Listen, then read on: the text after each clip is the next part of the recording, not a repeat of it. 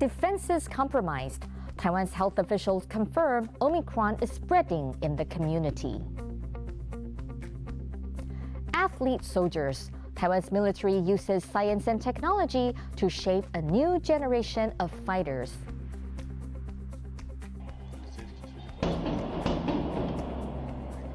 Kazakhstan in turmoil. Russia sends in troops as a power vacuum emerges. Not goosing about. We meet a bird in Yunnan County in the running to be man's best friend.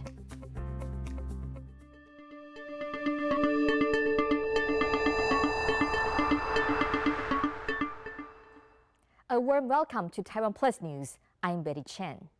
A cluster of COVID-19 infections at Taiwan Taoyuan International Airport is now known to have spread to the community.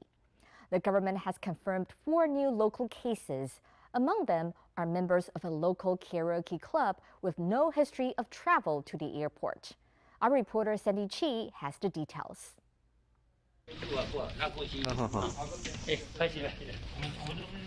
Working through the night, officials from Taiwan's Central Epidemic Command Center inspected Taoyuan International Airport on Thursday, trying to put a stop to the country's latest COVID-19 cluster. But an hour before the clock hit midnight, the news nobody wanted to hear. 4 new local cases linked to the airport, including a family member, a security guard, and 2 members of a local karaoke club with no apparent connection to the airport. The virus was likely to have been transmitted within the singing group by a cleaner who was later confirmed as part of the airport cluster.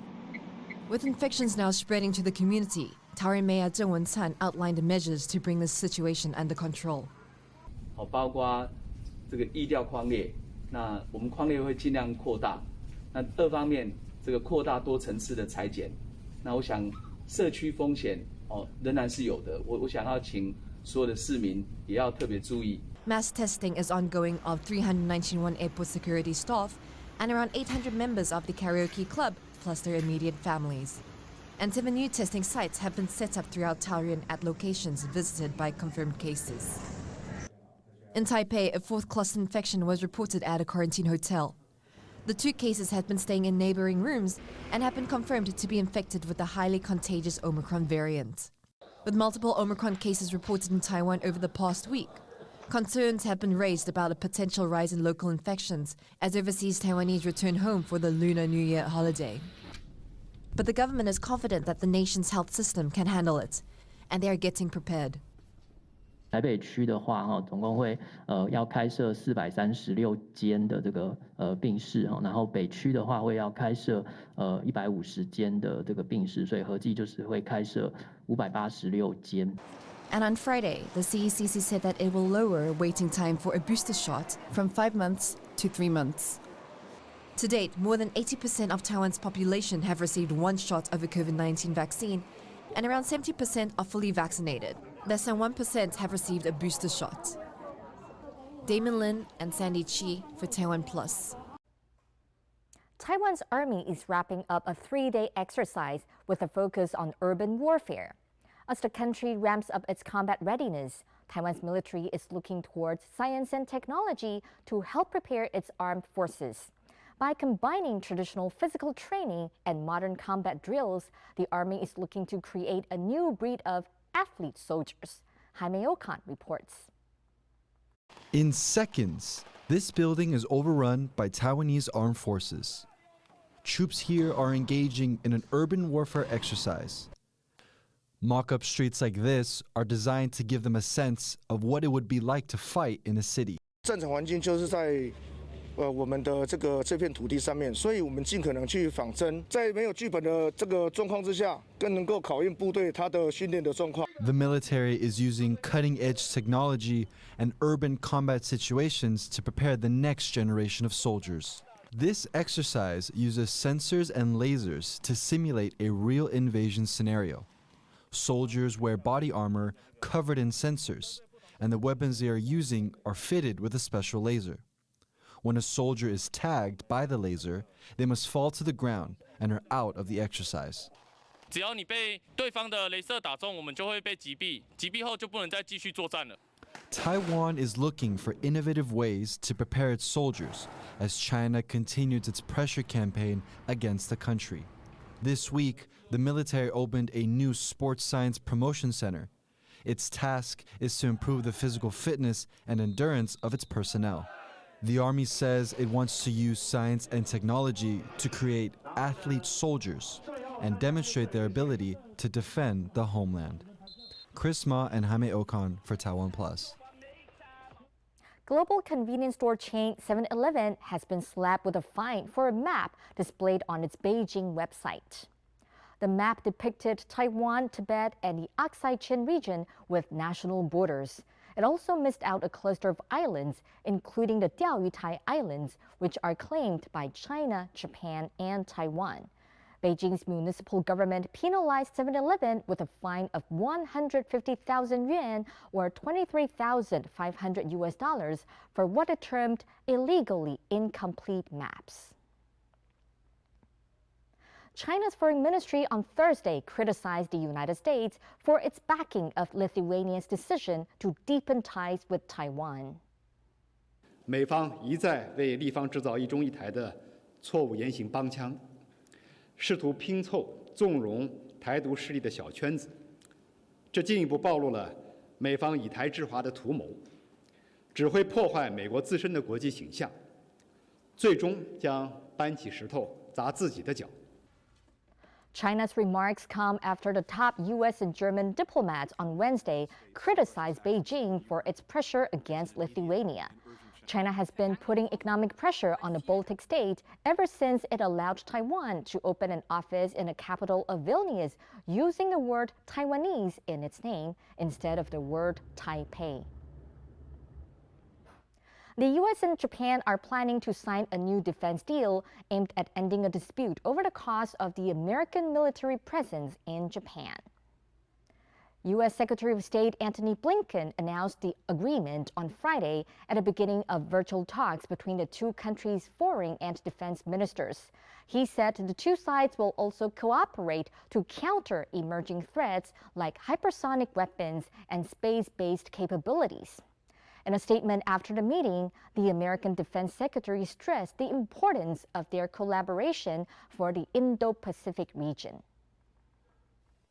We're meeting against a backdrop of increased tensions and challenges to the free and stable and secure Indo-Pacific region that we both seek.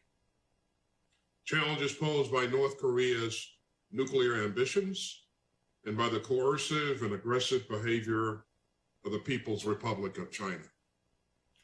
So together, we're taking bold steps to improve our alliance, bolster our readiness, and strengthen what I call integrated deterrence. North Korea says it will not take part in the Beijing Winter Olympics because of COVID-19 and what it calls hostile forces.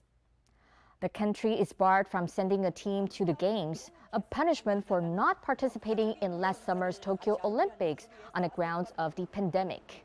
Pyongyang says its non-attendance is not a snub to its most important ally, China. That's as the U.S. and several Western nations are staging a diplomatic boycott over human rights concerns. North Korean state media on Friday accused the U.S. and its allies of trying to sabotage the Games' success. Violent protests have intensified in Kazakhstan as Russia sent soldiers to support the embattled government. As Reinhold Kilpatrick reports, the country is facing its biggest political upheaval since the fall of the Soviet Union. Bursts of gunfire on the streets of Kazakhstan's largest city as dozens are killed in clashes between protesters and government forces. President Kassym-Jomart Tokayev has accepted the resignation of his government. But with ministers staying in place until the formation of a new cabinet, this has done little to stem the unrest. Sparked by a rapid rise in fuel prices, the protests have morphed into a wider anti-government movement. Thousands of Russian troops and armored vehicles are now pouring across the border. They form the vanguard of a Moscow-led military alliance that Kazakhstan's leaders have appealed to help put down the unrest in the former Soviet state. Russia says its soldiers are there as peacekeepers, but critics say it's propping up an unpopular regime for its own benefit. Господин Токаев не очень уверенный в лояльности своих собственных силовиков, а поскольку подобного рода режимы всегда опираются на штыки, ему пришлось обратиться за штыками из-за рубежа. И таким образом, за это тоже ведь придется платить. Таким образом, Токаев сохранит власть, я думаю, с помощью десантников или ОМОНовцев из России главным образом. As the violence mounts and the body count rises, the international community is hoping for a peaceful resolution to the crisis. Whether that peace is one that addresses protesters' demands and Kazakhs' human rights will become clear as the smoke clears from its wintry streets. Bill Kong and Ryan Hill-Kilpatrick for TaiwanPlus. Coming up, describing the color of your car has just become more complicated. We go to the world's biggest electronics consumer show to take a spin in a Chameleon car. Details after the break.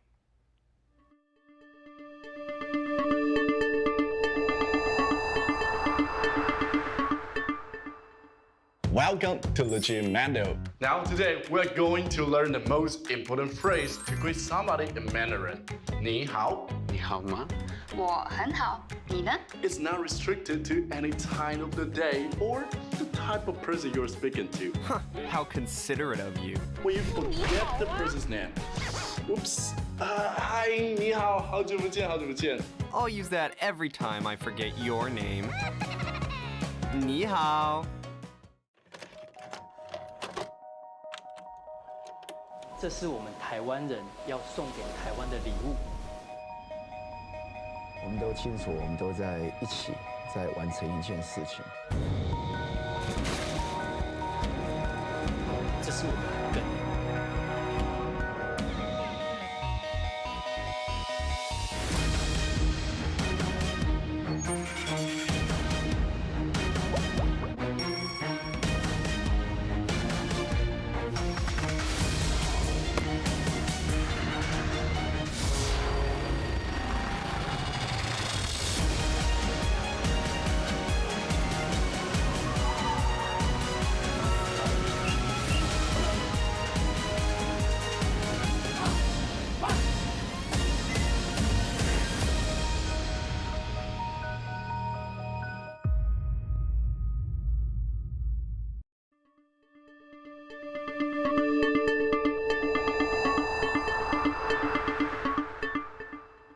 Welcome back. You're watching TaiwanPlus News. A reminder of our top story.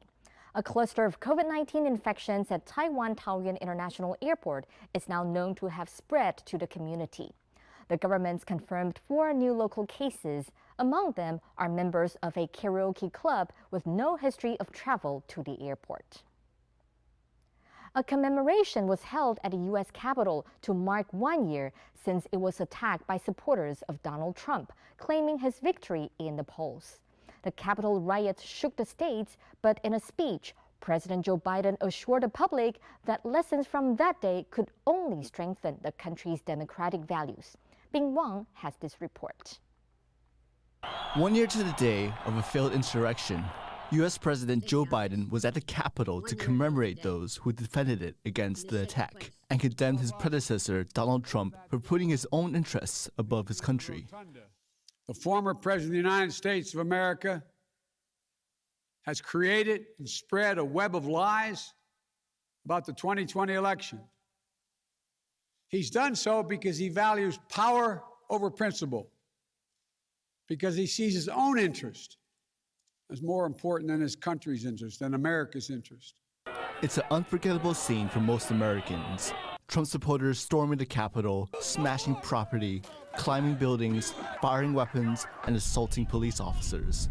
Around 140 police officers were injured, and 5 people were killed. U.S. House Speaker Nancy Pelosi was there that day. Now I ask all members to rise for a moment of silence in their memory. Hours before the riots began, then President Trump spoke to his supporters challenging Biden's electoral victory and inciting his followers to march to the Capitol. Trump supporters are still questioning Biden's victory. Even before the first ballot was cast, the former president was preemptively sowing doubt about the election results. He built his lie over months. It wasn't based on any facts. He was just looking for an excuse, a pretext, to cover for the truth. The U.S. House of Representatives quickly moved to impeach Trump for a second time for incitement to insurrection. He was first impeached by the House for soliciting foreign interference during the 2020 presidential campaign. So far, 725 people have been charged for the participation in the Capitol riots, including the self-coined QAnon shaman who was sentenced to 41 months in prison on November 17th. Donald Trump originally planned to speak on January 6th, but instead he released a statement maintaining the election was stolen and chiding Biden's policies. In his speech, Biden urged the American public to reflect on the riots, seeing it as a defining moment for the country. Are we going to be a nation that lives not by the light of the truth, but in the shadow of lies? We cannot allow ourselves to be that kind of nation. The way forward is to recognize the truth and to live by it. Almost a year into his presidency, Biden has his work cut out for him. With only a 43% approval rating, rising COVID cases, and a crucial infrastructure bill yet to make the Congress floor, he has yet to bring the nation together in the shadow of the Capitol riots. Klein Wong and Bing Wong for TaiwanPlus. Independent lawmaker Freddie Lim is rallying support ahead of a vote that will decide his political fate.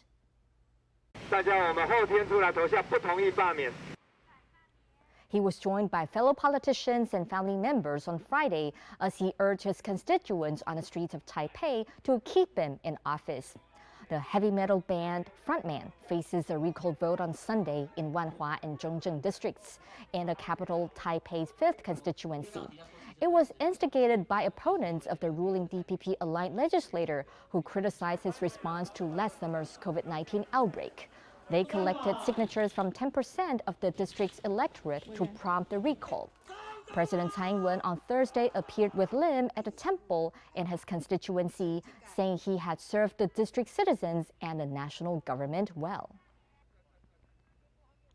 Taiwan is looking to impose tougher penalties for drunk driving after a spate of alcohol-fueled traffic incidents. The Justice Ministry has said it will review punishments after the Transport Ministry pushed for greater penalties for offenders. It follows a drunk driver colliding with a family of 4 in the southern city of Kaohsiung late last month, killing 1 and injuring 3. The Transport Ministry has proposed fitting alcohol locks to the cars of people with DUI convictions who wish to regain their license. At present, drunk drivers can be sentenced to up to 2 years in jail or up to 10 years in incidents causing death. Imagine if you could change the color of your car with the press of a button. Well, that's what's being showcased at the world's biggest technology expo in Las Vegas. Ken Ning has the details.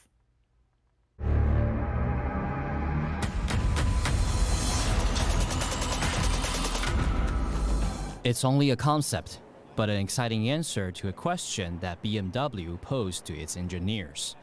The question we wanted to answer is, can we make a color-changing car? And the answer is yes. On display at the Consumer Electronics Show in Las Vegas this year, BMW's concept car is called iX Flow. It can turn gray or white. This is the world's first real color-changing car. There's been fakes out there, there's been projection mapping, there's been light, but this is really energy-efficient color change using the technology e-ink. It's never been done before, so this is a proof of concept. When stimulated with electrical signals, the so-called E-Link coating undergoes a fluid transformation, producing different colors and patterns on the surface. The feature will be controlled by the driver inside the car or even using a smartphone app. On a hot sunny day like today, you could switch the color white to reflect sunlight. On a cold day, you could switch it black to absorb the heat, support climate control, and support sustainability. The technology is still in early stages of development. Clark says a wider range of colors may be available in the future. Kama Xu and Ken Ning for TaiwanPlus. seasonal northeasterly winds and high humidity have brought the first snow of 2022 to mountains in central Taiwan. Peaks at altitudes of over 3,000 meters, including Taiwan's highest mountain, Yushan or Jade Mountain, and Hehuanshan, were among those to record snowfall. Xueshan in Miaoli County's Xueba National Park saw the highest amount, with up to 5 centimeters of snow falling on Friday morning. There's a special goose with extraordinary skills in western Taiwan. TaiwanPlus reporter Alice Chen tells us more about this unique resident of Xiluo Township.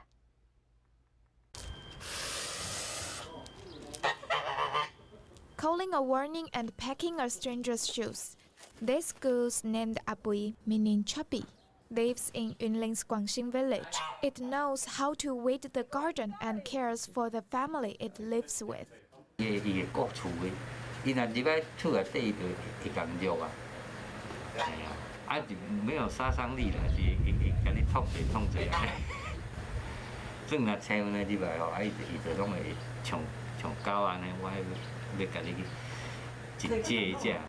are originally planned to release Abui back into the wild, but plans changed, and now even the neighbors are used to having the special animal around.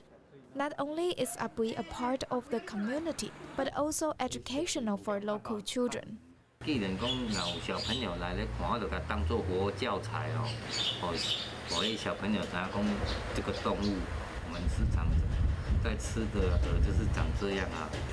Abui is now a local celebrity, and people drop by to visit in their free time. Without planning it, their chubby feather friend has brought the community closer together. Kama Xu and Alice Chen for TaiwanPlus.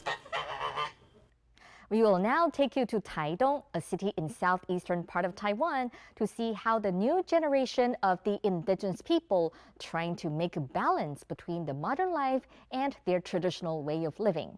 Wei Zhonglu has more.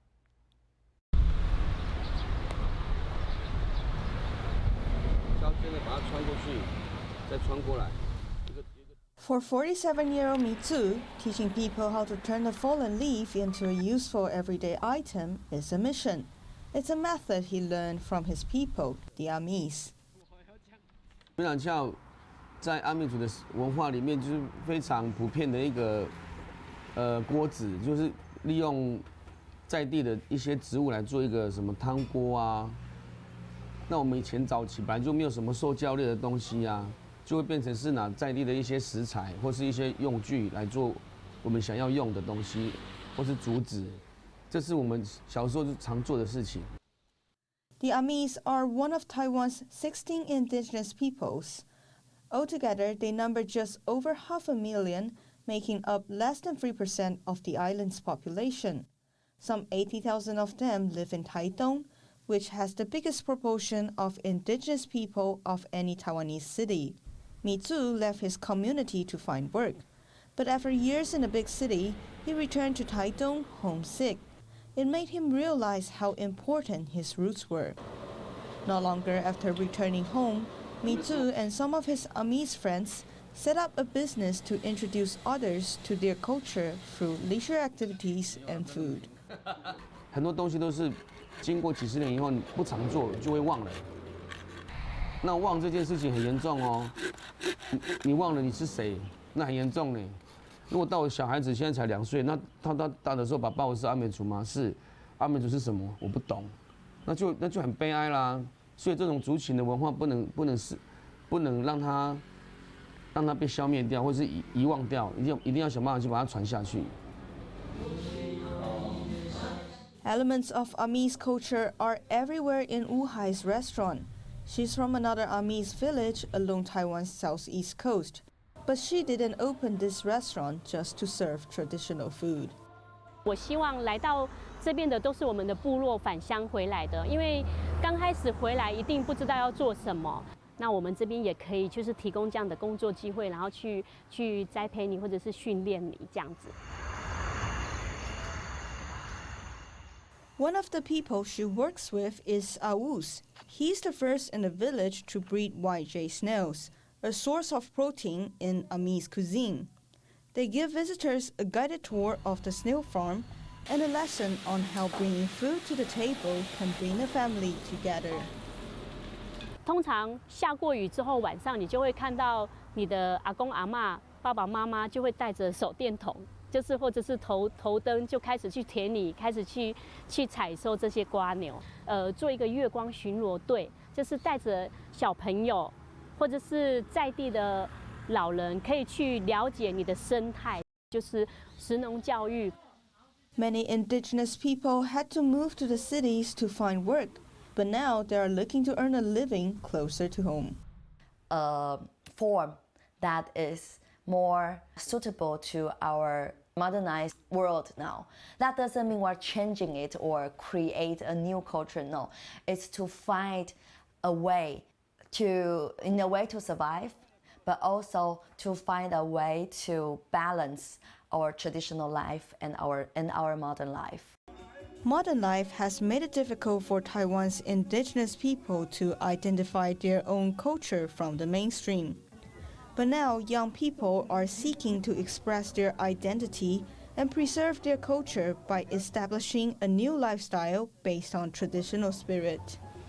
Wei Zhonglu for TaiwanPlus.